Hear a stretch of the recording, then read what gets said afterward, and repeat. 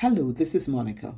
There are times in leadership, business, relationships, and even personal growth when a result keeps showing up long after we have decided we no longer want it. When this happens, the same frustration returns and similar tension resurfaces.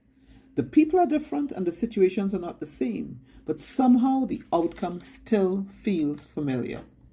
At first, it is easy to focus on the outcome itself, what is happening, the difficult person, the disengaged team, the unfair situation, the constant pressure coming from outside.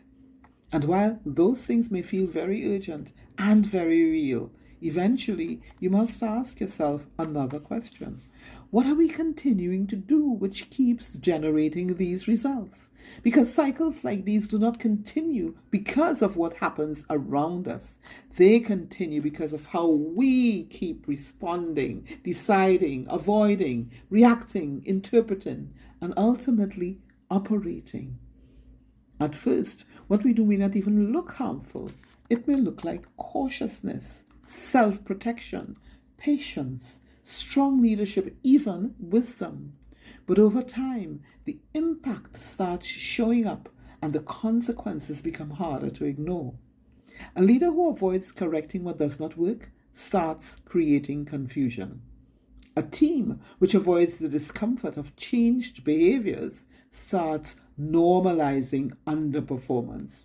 An organization which keeps adjusting around dysfunction eventually begins to operate below capacity. And once that continues long enough, people begin believing this is all they are capable of and start seeing themselves through the lens of the very outcomes they dislike. So their behavior changes to match their experience. People become guarded because they expect resistance, defensive because they expect blame, controlling to avoid failure, disappointed before the next conversation even begins. In that way, they unwittingly continue the very cycle they are seeking to avoid. At that point, especially with the level of understandable frustration involved, it becomes difficult to see the full picture when they are deeply in the frame. So naturally, especially when they believe they are doing what is perfectly reasonable, they conclude that their discomfort must be caused by others because it becomes the most convincing explanation for their situation, only to discover that the results are not only still being reproduced, but that there is now very little they can do to improve them, having given over the responsibility for their outcomes to others. This is where awareness becomes essential, not after the damage is done, not awareness which simply explains why things happened, but awareness which recognizes the pattern while there is still time to interrupt it. Thomas Troward wrote, "The thought is in the thing, and the thing is in the thought." In other words, the result is often already present in the thinking, identity, and behavior which continue producing it.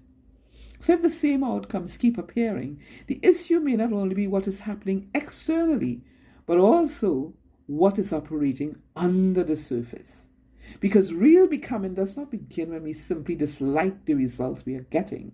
It begins when we recognize our role in continuing the cycle. Be the Person You Dream of Becoming is available on Amazon or directly through me.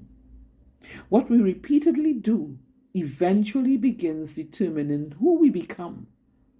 So invest in developing leaders who recognize their role in creating the patterns which produce their results and let that awareness multiply your business success. Remember, your success is my business.